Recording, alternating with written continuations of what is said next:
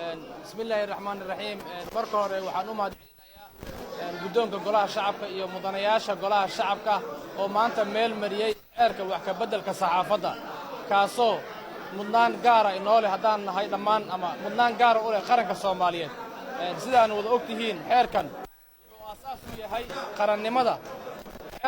aasaas u yahay qarannimada iyo jiritaanka Soomaaliya sidoo kale wuxuu aasaas u yahay dib u yagleelidda dimuqraadiyadda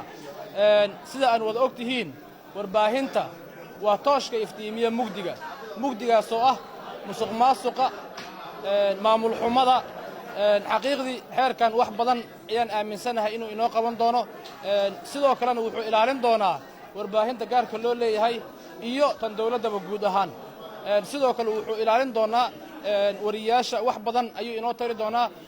waana mahadsantihiin waana rajaynayaa in sida ugu dhaqsiyaha badan aqalka sare inoogu maro si dhaqangelintiisii aan u guda galno waana mahadsantihiin assalaamu calaykum